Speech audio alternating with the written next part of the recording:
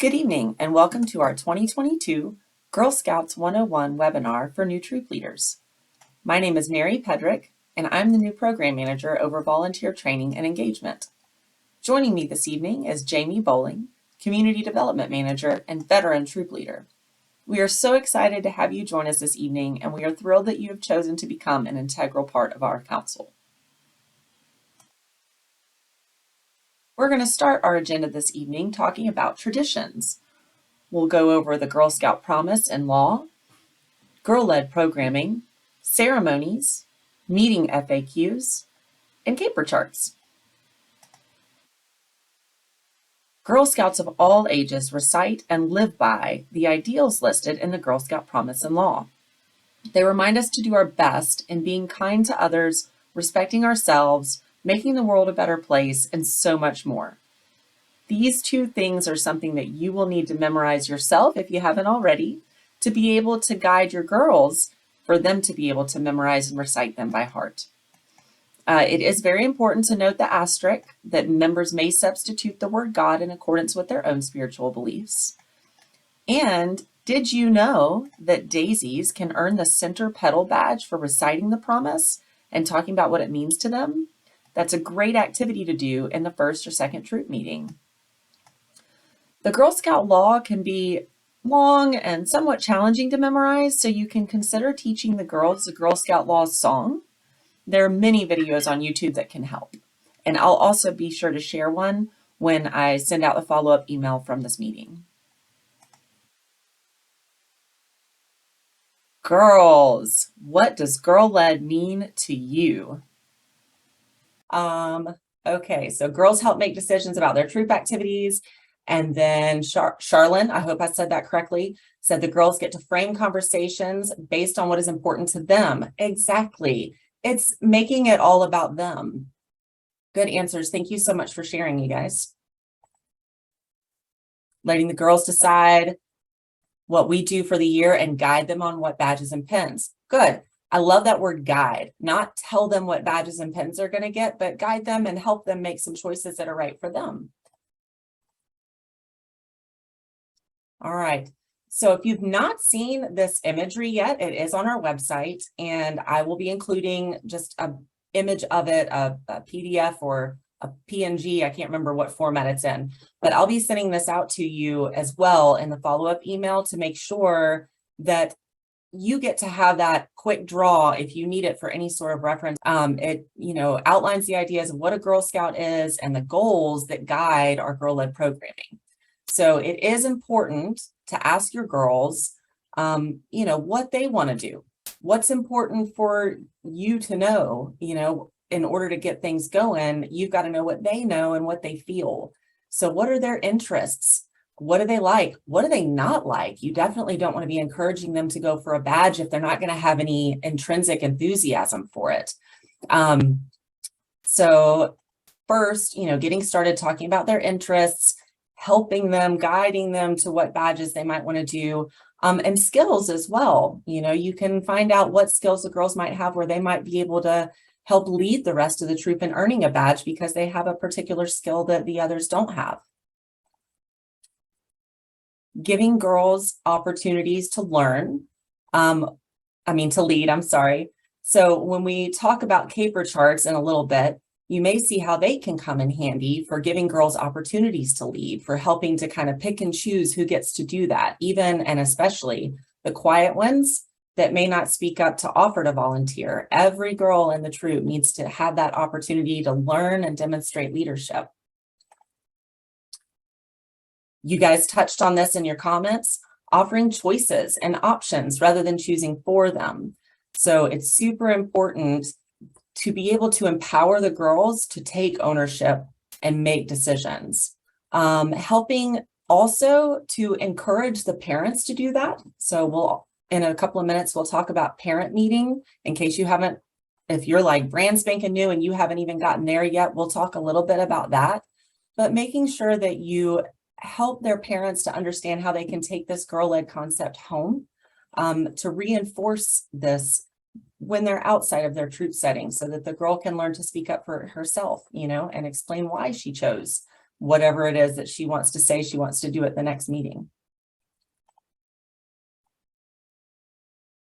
All right, again, you can share in the chat, or you can raise your virtual hand and share verbally.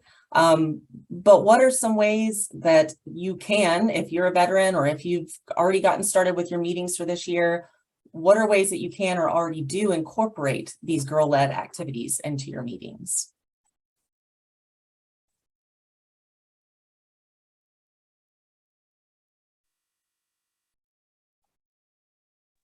I'll share something. Thanks, Jamie. Okay. Feel the silence there for a little bit. I know you're going to talk about this in a minute, but I'm working with helping my daughter's new troop leaders kind of get their get ready, and just as simple as just the caper chart for the daisies. They get so excited about what job they're going to have that day. Like that's the first, they come running in. The leaders let them play on the playground because they meet right after school. So they come in from the playground. So it's like, what's their job? What's their job? And they take it so seriously. So even though, I mean, one job is just to hold the flag, and one job is to make sure the chairs are pushed in, because there's, I think, 11 girls. So the leader came up with 11 jobs, so they can each have one every week. But I mean, you wouldn't even think of that as being girl led, but they're taking that responsibility to make sure that job is done. And they get, especially little 5 and 6 year olds, they get so excited. Now, you know, 4th and 5th graders, I have a 4th grader too. She doesn't get so excited about a job to do, but if you have a Daisy troop, just giving them that little bit of ownership over a meeting goes a long way. That's fabulous. Thank you so much for sharing. Anybody else have anything?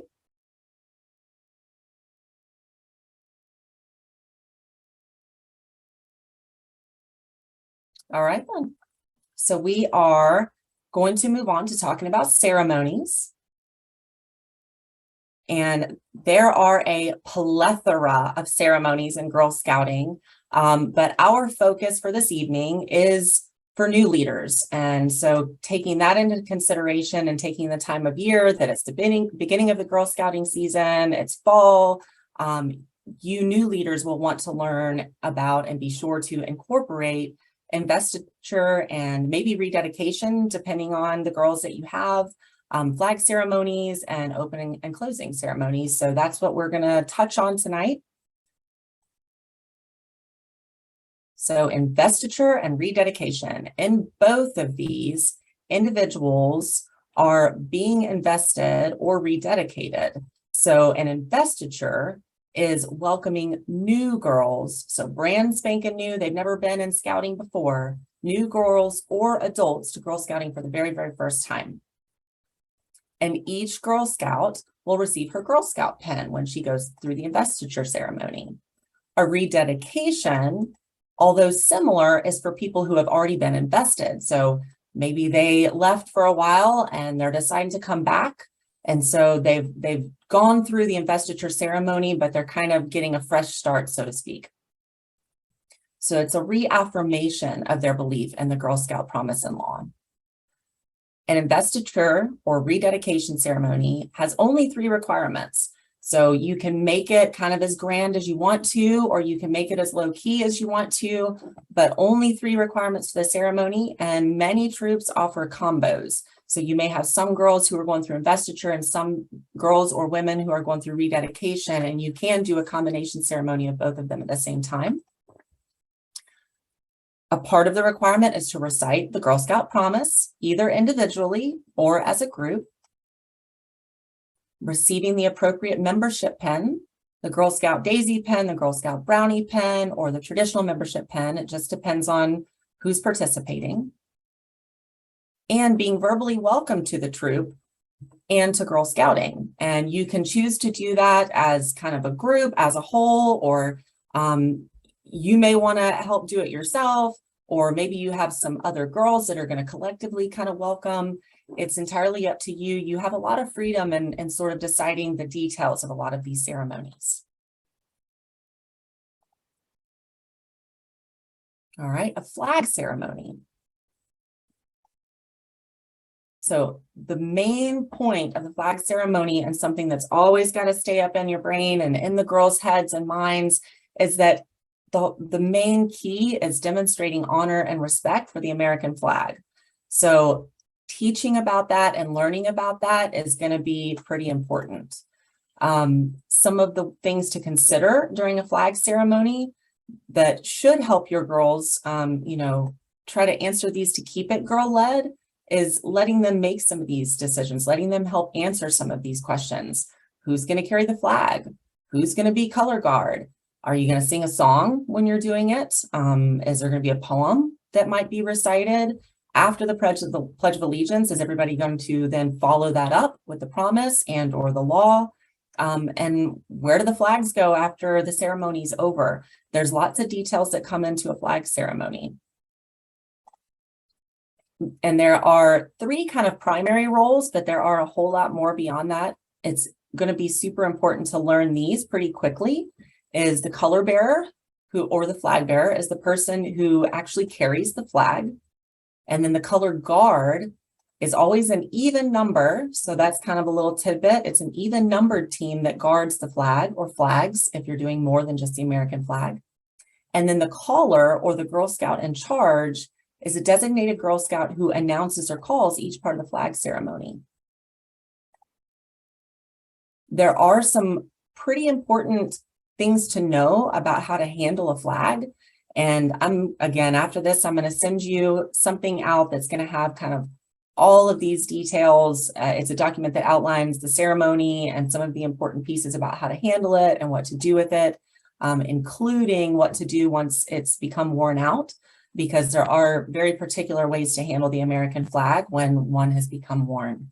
And when it does come time for that, you will want to contact your CDM so that they can kind of help guide you through that process of what to do with a flag and what the proper procedure is for retiring one.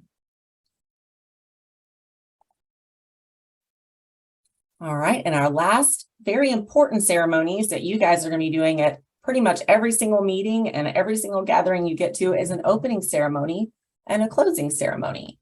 So opening and closing ceremonies help to organize a meeting. They give girls a sense of structure. They set a finite beginning, like we know we're going to sit here and we're going to recite the promise. So things started, and then we're going to end the meeting. And when you get into a friendship circle, it can help that.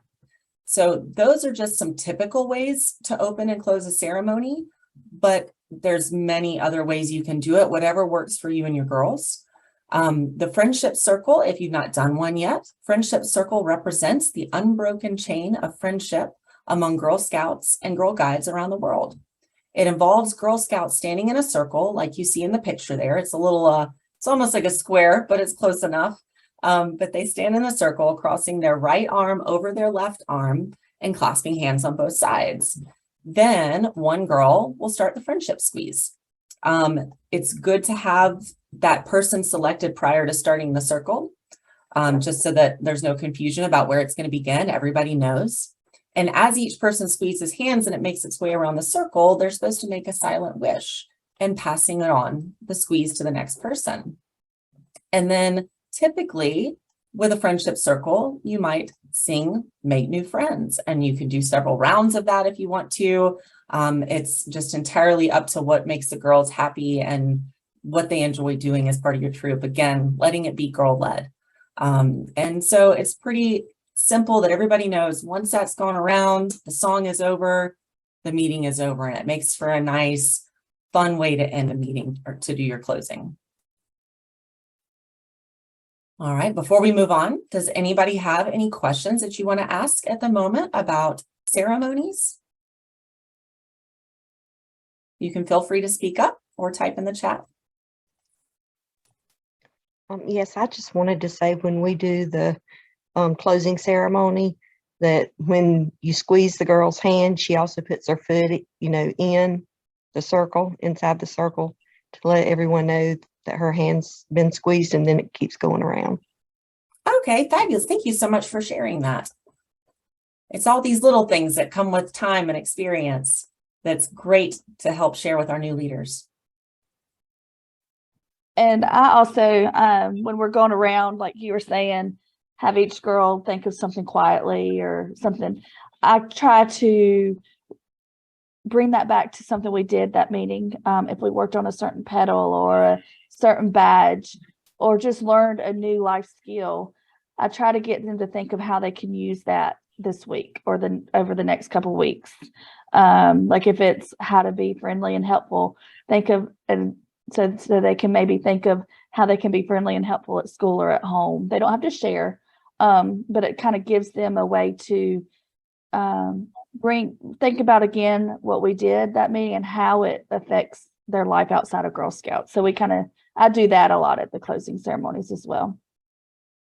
That's great. Again, that guiding, helping them think for themselves, but giving them a starting point is fabulous.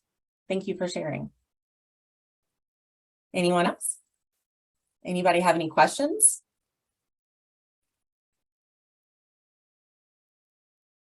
All right, we're going to zoom right along then.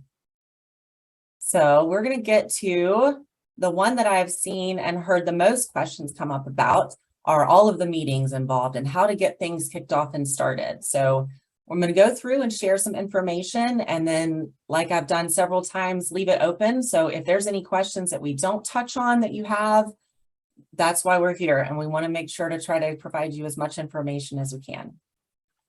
So one of them that comes up is, where do I hold my meetings? What if you don't want to do it in your house? Where can I go? How do I get started finding a location? And when am I going to hold them? Whose schedule should that revolve around? So for the where, there are many publicly held facilities that will allow you to use them for free, like libraries or even fire departments. Jamie actually educated me on that. I had no idea that fire departments typically have a room in their building that they allow for public use. And so that's a good place that you can check with. A lot of people hold their troop meetings in churches or religious facilities. They're often pretty open to that. And the Methodist Church has in its national bylaws to support GSUSA. So that can be a really good starting point, is to go and find your local Methodist churches, because they may have a very open door policy for Girl Scouts meetings. We do kind of tend to suggest avoiding homes because of liability reasons. But within your neighborhood, if you have a kind of a neighborhood community facility like a pool or a clubhouse, then those typically come with insurance coverage. So it might be okay to use that without kind of getting into that fuzzy zone of liability. And then when should you hold your meetings? A lot of people might think you need to find out all of your girls' schedules and try to work around that, which is really important, but you're the troop co-leader. And so if you can't be there, then the meeting will kind of fall apart. So deciding the when really needs to revolve around your schedule. You need to, put yourself first for that one. So picking a day of the week and a time frame and a frequency that's going to work for your schedule, so that you can ensure that you maintain it. You can always try to help girls find other local troops that might be meeting on a different day of the week. If you can't make Tuesdays happen and they can't make Mondays happen, which is your only day, then you've got to pick the day that's your only day, What do I talk about in the parent meeting? So that is a big one. You need to be sure, first of all, that when you schedule your parent meeting, that you make it clear the parent meeting is for parents only. You should have a co-leader. So maybe one of you will lead the parent meeting and the other one will go out into another space with the girls so that they can engage the girls and kind of keep them busy while you're having your parent meeting. And there are lots of things that you should go over with them. First, you need to verify that all of the girls are registered members and that at least one parent or guardian is registered. You want to make sure to relay to the parents that meeting, the pre-getting things started parent meeting, is really the only one they're going to attend without invitation. So making it clear this is for the girls, it's girl-led, it's Girl Scouting, and the parents aren't to just sit in and observe. Kind of broaching that topic and making sure that that's clear, that unless it's a special occasion or a particular invitation to join you, that from then on out, they should be leaving the girls and then picking them back up. When people go to meetings, they like to walk away with tangibles. So you're going to want to have probably some sort of handout that you can give to them that's going to include information like the troop number, maybe a calendar of upcoming events for the next month or two, or if you're a super duper planner, then, you know, the next 6 months or a year, what your means of communication are going to be. You know, if you plan to use social media, if you're going to be using email, however you're planning, Rallyhood is a great way. And just a side note, if you are going to use social media like Facebook, you do want to make sure that all of the settings are set to private, that nobody from the outside can get in, and it's only going to be you and your troop and the parents associated with it. You'll probably want to have a sign-up sheet so that you can pass that around, so parents can sign up for what tends to be referred to as committees, where you might get them to help you, you know, kind of committing in that very beginning, because you need help, by the way. If you're a new leader, you cannot do all of this. You should not do all of this by yourself. Enlist as much help as you can. Don't overwhelm yourself. So maybe you want them to help sign up with finances. Maybe somebody does that for a living, one of the parents, and they can kind of help you be in charge of the finances. Maybe you've got a mom that just really wants to bring snacks every time, and she's going to sign up to be your snack person. You know, and it's not that you have to have snacks at meetings. Please don't think that you need to feed these girls. A lot of your meetings are probably going to happen either just before they're having dinner with their family or after they're having dinner with their family. So you don't necessarily have to do snacks, but that could be something maybe a parent is invested in. You might also have somebody sign up to help maintain supplies like markers or construction paper for some of the activities you might be doing.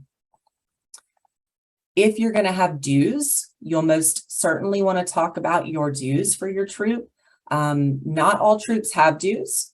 It is very common for new troops to have dues because you guys haven't gotten into boosting your bank account yet. You haven't done any product sales yet.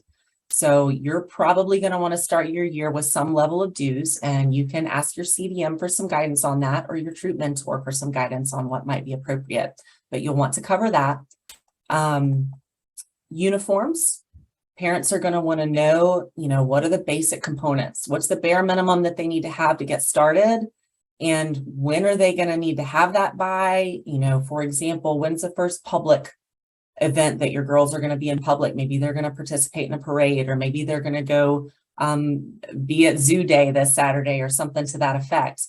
And then some kind of pricing estimate so that they can plan on how much money they're going to need to invest into the uniform for their girl. You will want to make sure that each girl has a health history form on file. They should, but if not, you can download that form and make sure that you have those that they can fill out on site at the parent meeting.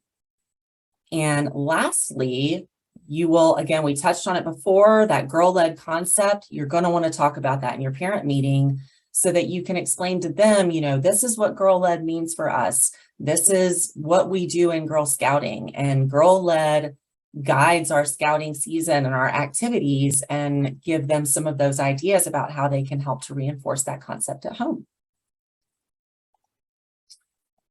How do I spread the word about my troop? Any way that you can. You want to get it out there so that you can bring as many girls in as possible, because you want your troop to be fantastic and you want it to be a big old family. So spread it by email, spread it by social media. You know, once you kind of get started, maybe you hop into a school open house. Lots of those are happening right now, or maybe early next month, and just do some networking and chatting it up with some other parents. Maybe you talk to your troop and ask them if they'd like to do a bring a friend night so that they can try to introduce some other girls to Girl Scouting and see if that's something you might want to do. How many adults need to be in a parent meeting? So for questions like this, if you have not yet seen the safety activity checklist, that's your go-to document for all of those kinds of questions. Page 5 on the safety activity checklist addresses the adult to girl ratios for troop meetings, and it has all of the ratios for lots of other things too. And I will be sending out a PDF of that document and the follow-up email too, if you haven't seen it yet or found it yet. Sure, Jamie. Yeah, before you get into the first meeting, can I, Yes, let's go back. the parents meeting can be very, for a brand new leader. You think you sign up to work for Girl Scouts and, you're excited to work with the girls. You did not necessarily sign up to run a parents meeting. A lot of my new leaders, that's the most intimidating part is that parents meeting. Reach out and hopefully your CDM should be reaching out to you to help you plan that parents meeting. But reach out to us. I know with my new leaders, before we have a parents meeting, I set up a Zoom. We go over it in detail. Before their first troop meeting, we set up a Zoom and we go over detail just to make sure they're comfortable. Because a lot of people get very stressed out about that parents meeting. It should be, you don't have to know the world. I always tell them kind of fake it till you make it a little bit. And I'm always like, I'll have my phone with me. I have a leader at a parents meeting tonight and she was texting me behind the scenes. So it looked like she knew the answer. So to show the parents, but just don't, make sure you utilize CDMs. And if you haven't heard from yours yet, reach out. They can be a huge factor in helping you make it flow smoother and you just feel ready for it. And also last thing, and I'll be quiet. She was talking about sign up sheets. Another good sign up sheet to have, say, how people do at soccer games or whatever, you do the signups for snacks. If you're not planning on having snacks or, I always suggest to the new leaders having a supply sign up sheet. Where everybody can, like, somebody signs up to bring markers, somebody signs up to bring scissors, and then go and you can remind them, go to the Dollar Tree. They have all that stuff. So for cheap, where you're not buying a ton of school supplies for each child, you're just buying enough to put in a box so the troop has some. But the supply sign up sheet has really helped new leaders as well. So thought I'd let y'all know that as well. Sorry to interrupt. Don't say sorry, please. You're here to help. That's why you're here. Thank you so much for sharing. And yes, just because she mentioned Dollar Tree, my background is a teacher, and that is definitely where I spent the bulk of my money at the beginning of every school year, because even though they went up to $1.25 now, it is still one of the cheapest places to get any of those kinds of supplies like markers and pencils and paper and stuff. Yes. And I was in either Goodwill or somewhere the other day looking for stuff for my daughter's birthday party. And there were so many school supplies at our local Goodwill where everything was 25-50 cents. So you might be surprised at what you can find. And they were brand new. Price tag, like, hadn't even been open, school supplies. Wow. So it was a good find. I went and posted on my Greenwood Leader page. It's like, y'all need to get out to Goodwill right now and pick up some cheap supplies. Oh my goodness. And I'm going to totally veer off track for a second, but a great idea. If any of you want to take this on, I can't take it on, but I saw a news article the other day about a woman who had started a school supply resale store. Yeah, she's on TikTok. Oh yeah, we need one of those in Greenville. I think about Girl Scout troop leaders and teachers and parents who have all of these things, and we just kind of hand them off and swap them off with one another all the time. But imagine if you could walk into a store that was just loaded with used marker box, that you wouldn't have to go and buy brand spanking new markers every year. It just sounded like a great idea. So I apologize, I digress. But it just was such a fantastic idea. All right. Let's see. So the safety activity guide for how many parents need to be present or how many adults need to be present for the meetings. And what should you do in your first meeting? Make it fun is number one. You want those girls to come back. So make sure that you've found some way to get started finding out what they're interested in, make them feel wanted and loved and like you're truly interested in developing and creating a troop for them, by them. As we already discussed, teaching the promise with the daisies can earn them their first badge. So you can make that fun and make it appeal to, you know, the fact that they're going to get started immediately earning those badges so I desperately. am outside in my car. It's okay, Ashlyn. And, you know, a fun thought came to me. I was looking up some videos and trying to, you know, learn as much about this as I could. And there's so many things out there on YouTube. There's some out there where you can teach your girls the American Sign Language that go along with it. So that can be a way not only to make it a little different and a little interesting, but also appeal to those kinesthetic learners, you know, the ones who like to be hands-on and touching stuff, not just vocal or hearing. So find something cool to do with it, or a craft maybe with the promise and the law. And then how do you get it started? You get it started by asking them about them. You get it started with maybe doing the promise like we talked about, your opening and closing ceremonies. Teach them about the opening ceremony. Teach them about the Girl Scout promise and the 3 fingers and what it all means. So all of that stuff is how you get them really engaged. But mostly the first meeting needs to be fun. It'll be helpful if they have something tangible they can take home and show their parents, or that they can talk about. You know, maybe you make a craft with the promise and law, but something where they're going to get into that car on their way home and not be able to stop telling their parents about what they just spent their last hour doing, you know. What are the main elements of a good meeting? Opening ceremony, a girl-led activity, and a closing ceremony. That's it. You know, you're going to keep those girls engaged by making sure that they are involved in the girl-led piece of that they are making decisions about what activities they're doing, and that they have ownership over some of it. And then what if the girls misbehave? So again, girl-led, make sure they have ownership of what they're doing so that they are interested in it. So they don't get distracted. They don't start doing off-task stuff because they want to do it. So they're engaged. You can also address misbehaviors by coming up with something like a troop agreement or a troop charter, where you invite the girls to help define the rules, basically. You know, talk to them. Hey, when you're in other group settings, maybe it's your sports team, maybe it's your dance class, maybe it's your classroom, maybe it's your church. When you're in these group settings, what do you see that works? When are people not misbehaving in these settings? And let's talk about why. You know, what works? Why are they not misbehaving? And if somebody does, how is that usually handled in a way that works?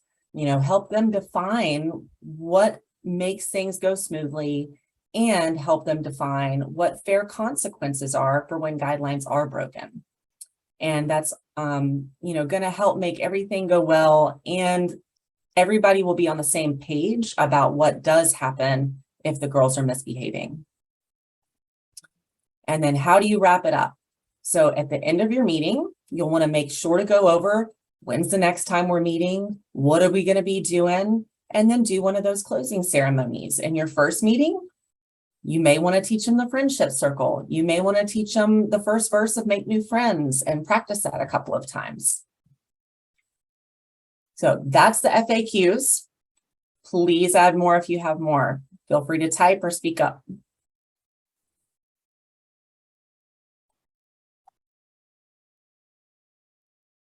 Kind of going along with the agreement, have them also not only just come up with what ways it will work, but if girls repeatedly do the things that they agree they don't want to do, have them come up with what will happen. Not like, it doesn't have to be negative or anything, just like, all right, so if we can't resolve this, how are we going to, if this one girl keeps playing on her phone or something, like come up with a agreement that the troop or the girls will do to fix that situation as well. So you don't want to say like punishment, but sometimes there is punishment in a troop, unfortunately, but you try to hopefully find a positive way to fix things. I am reading in the chat. And so Stephanie asked, do you have suggestions on how to present badges that they have earned? And Claire said, have a court of awards ceremony. So there are so many ceremonies to learn about, but the Court of Awards ceremony is one, to present them with the badges that they have earned. So you do make it a ceremony, and I'll try to send some additional resources on other ceremonies that are involved in scouting. But you can find those in the handbook for each level. And you can do Court of Awards. You can do it once a month. You can do it every 6 months. You can do it as often as you want and as laid back or as fancy as you like. I was telling you about the Daisy Troop that I'm working with right now. I'm tying in a Court of Awards with their investiture because they've been meeting since July, because Greenwood School started mid-July this year, Oh, but we wow. have not invested them yet because we've been waiting on uniforms, and then we had a girl sewed everybody's uniforms, and so we're presenting all the pedals and everything they've earned at their investiture. So we're kind of doing a Court of Awards there as well. I know some troops just kind of don't even present it. They just give a little bag, here's some patches, but it's nice where you can at least, the last 5 minutes of your troop meeting, every once in a while, have your parents come in, sit down, and let the girls talk about what badges they've earned, and how excited, what they did to earn those patches or badges, and have the leaders give the girls the awards, and there's your Court of Awards. It can be as simple as that. But there's lots of options that you can do for that. Thank you. Anybody else have anything to add to that, or any other questions about that, or any of the other meeting FAQs? We just did a welcome rededication to Girl Scout ceremony for badges. Cool. And it just says iPhone in the chat, so I'm sorry, I don't know who said that one.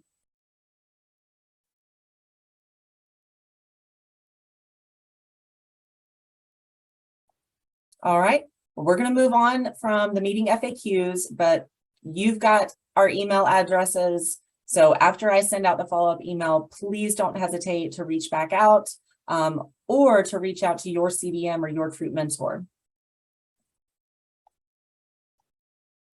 All right, caper charts. When I first got introduced to this, I was like, oh my gosh, that's so simple. It's just a poster board. It's a trifold poster board. They're so great. It's such a big piece of this, but once you realize how effective it can be, it's not too simple. It's just the right amount of simple. So using a caper chart at every meeting can help keep you and the girls organized and on target for all of your meeting goals and expectations. The example here in the picture is Jamie's. She shared that with me to show me, this is what a cape chart is. You can Google them and get a bazillion ideas. And I did. I looked at all kinds of different ones that were out there and Pinterest, and there's just bukus. So if you don't have one yet, it is not difficult to get some ideas. All you got to do is type it in the internet and you will come up with 100,000 ideas about how to make your caper charts. I saw lots and lots of ways to approach them when I was doing my research on them. And like I said, there are just so many. But when Jamie showed me hers and sent me this picture, the first thing I noticed was that the girls' names are on the flower pots, and the flower pots don't move. The flowers move. And I saw a lot of them that were set up in the exact opposite way. And so I was really taken by hers because in some of the other ones, the girls' names were moving all over the charts, which means the girl has to spend time trying to find her own name on there every time she comes for a meeting. With Jamie, she knows exactly, I'm going to look at the second row and the second pot, and I know that's me, and I just need to see what's on my flower to see what's happening, what I'm responsible for. So I just really like the way that hers was laid out, that it helps the girl know where to look at the very beginning of the meeting so that she can kind of start mentally preparing for what her role is going to be. And then I'm just going to click through some different ways that you can use the caper charts.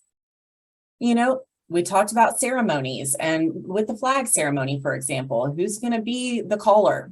Maybe you switch that up every time and you put that on a flower because you have a flag ceremony at every gathering that you have, or maybe you have a special occasion and the flag ceremony becomes a new petal that you add to that flower pot that you're going to use.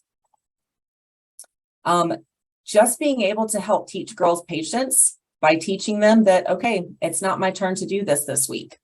So they can learn lots and lots of things that aren't tangibles. They're not written on the flowers. They're not written on whatever you choose to use to signal the duties on your caper chart, but it'll teach them some of those soft skills that are really important.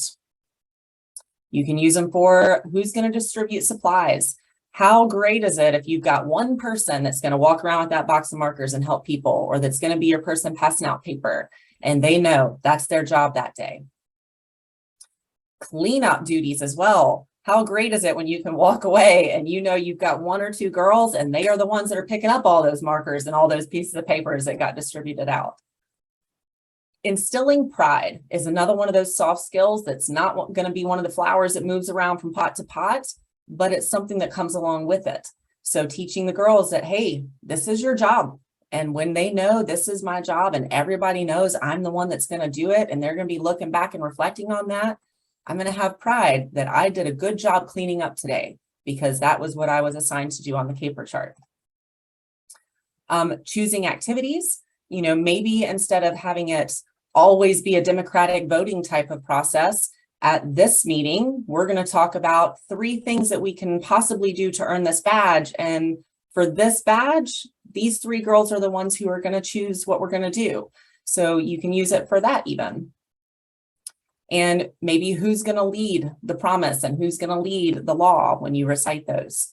So there's all kinds of ways that you can use caper charts to help keep things running smoothly for everybody involved. Does anybody have anything to add to that? Or anybody want to talk through maybe ineffectiveness you've observed, or you're struggling with how to use it, and we can talk through some troubleshooting things with it? Etsy is a great resource. I'm just seeing that comment.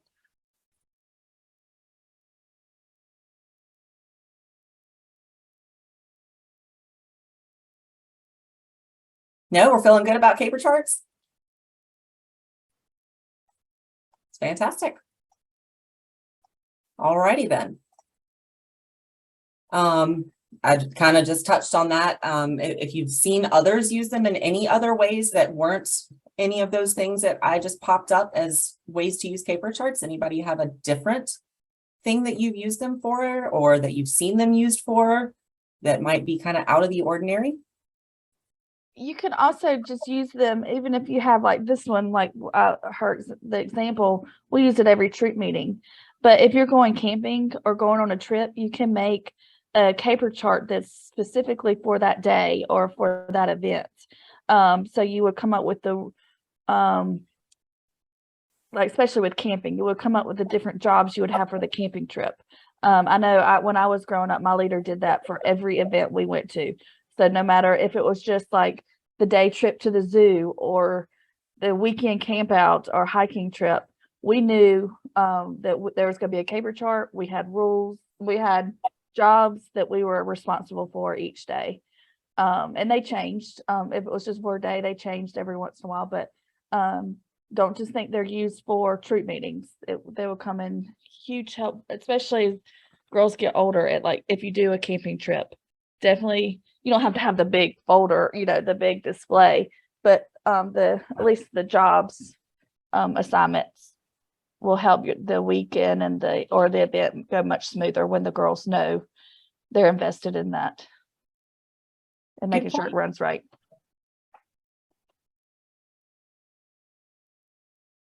Anybody else have anything to share?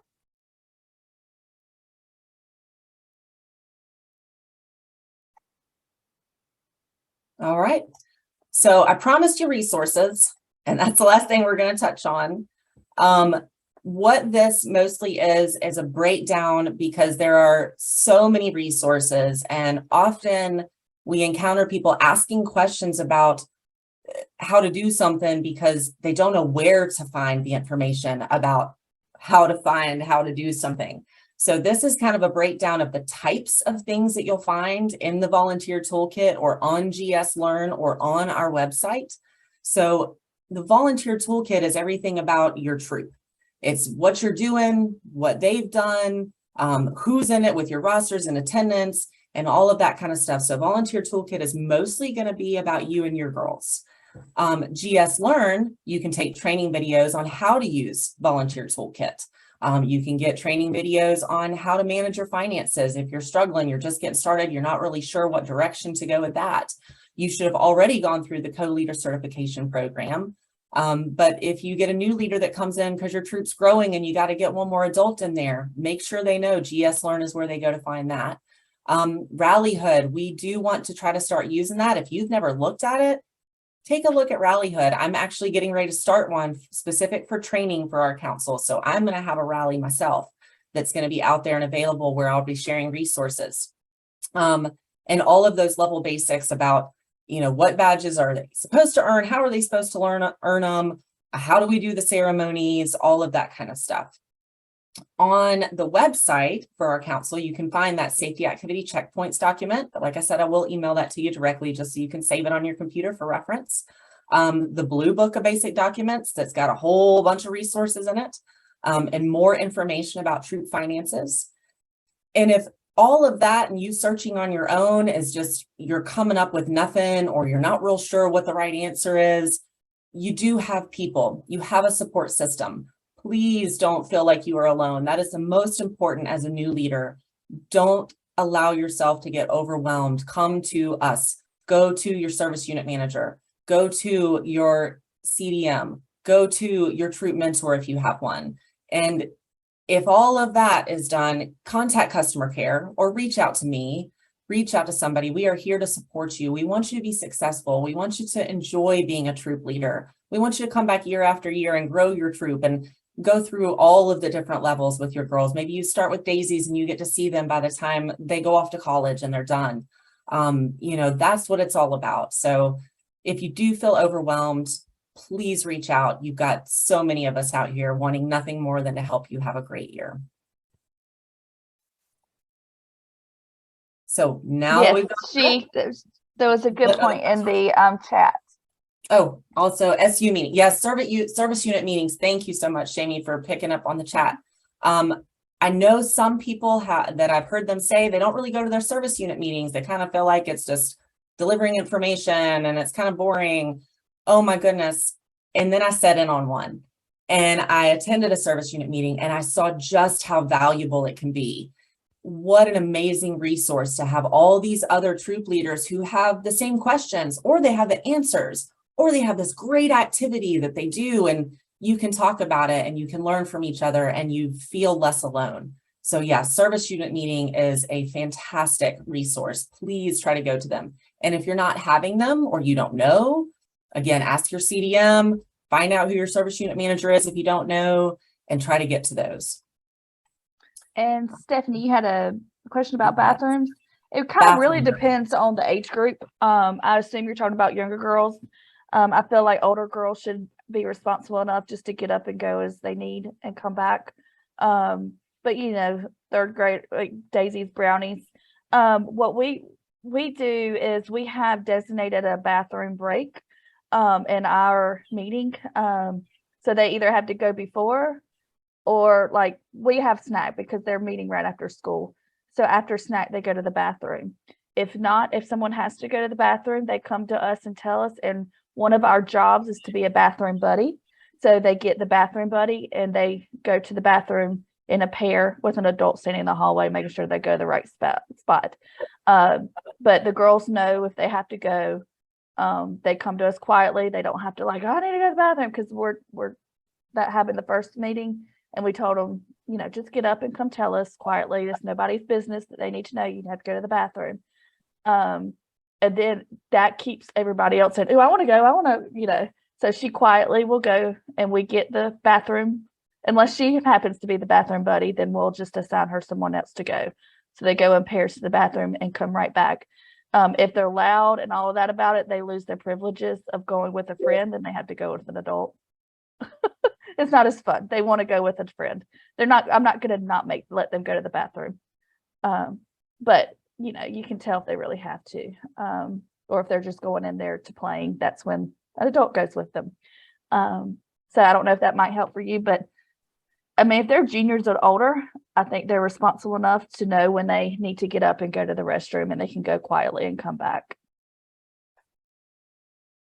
I like the comment that was typed in the chat about kind of making it a transition, that if you're going to be changing from an opening ceremony to the first activity, or changing from activity number 1 to activity number 2, you can use the bathroom as a transition. So maybe you let everybody go while you're collecting supplies and getting things ready for activity number 2, Yep. or something that might be. And So, then sometimes you have a little 5-year-old that still doesn't understand that, and they're going to have to go the minute that you start. So, very true. so, but yes, all great ideas. All right. What other questions do you guys still have?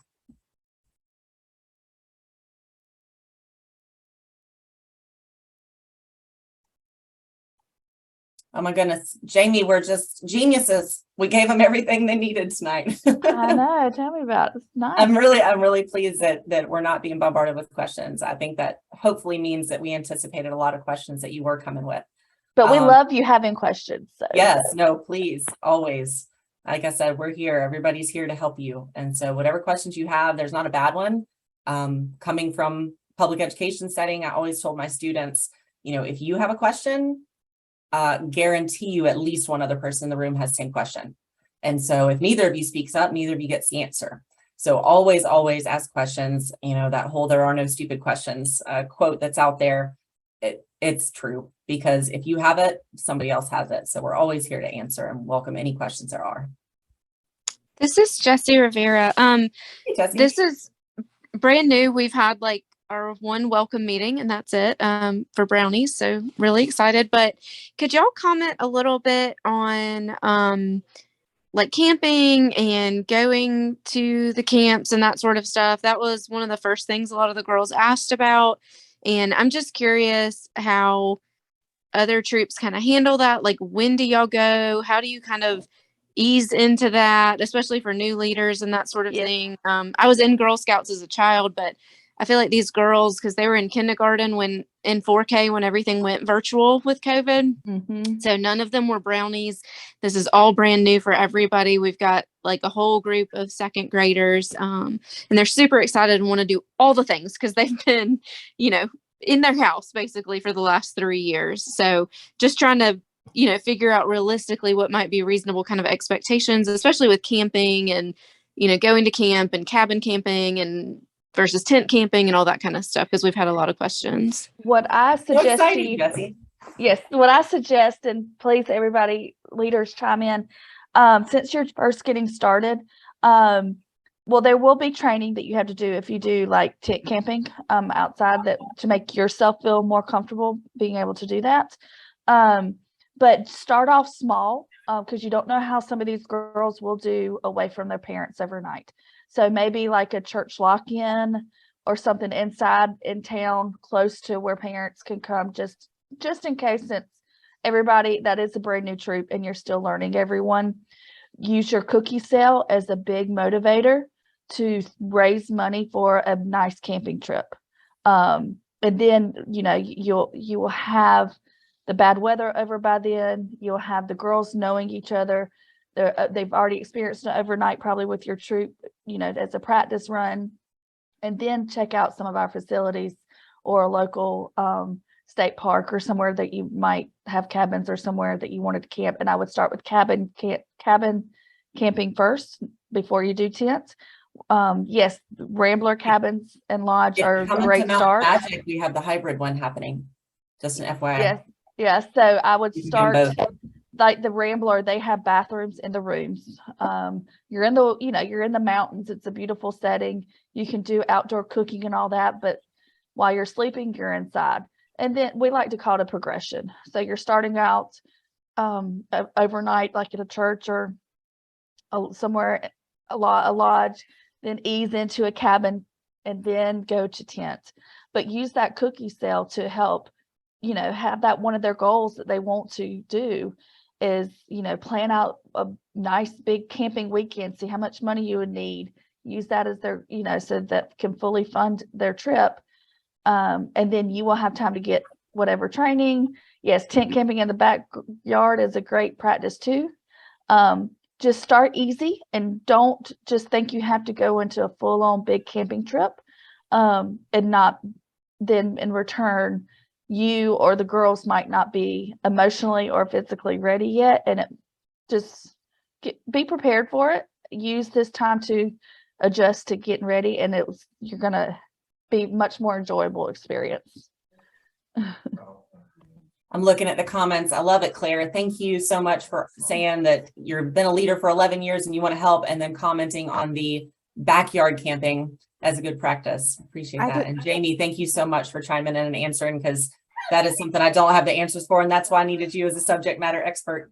I just want to say too, as far as like the church lock-in, I was a Girl Scout growing up. I went all the way from 2nd grade to 10th grade, and we never actually went camping. Like, we only made it to the church lock-in, but 30 years later, it's still one of my favorite experiences. Mine I too. still remember it. I still remember everything we did. We did it around Halloween. We had a talent show. We watched horror movies. Like, I have a really terrible memory. So 30 years later, it's still one of the highlights of my childhood. So don't knock a lock-in. I completely agree. I was talking to someone the other day about how much fun we used to have at lock-ins, and I hope my children get to experience lock-ins because we just had a ball. So thank you for sharing that. Yeah. Did somebody ask a question? I'm just seeing lots of comments. I don't think I see a question in there. But does anybody else have another one?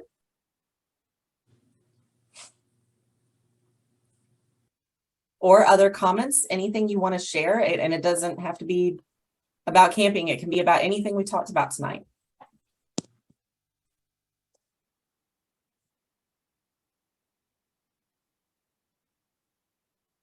I just wanted to add to the camping part of it. This is my second troop that my oldest is 15. I'm now with my second daughter, who is now 6. So I'm doing daisies all over again.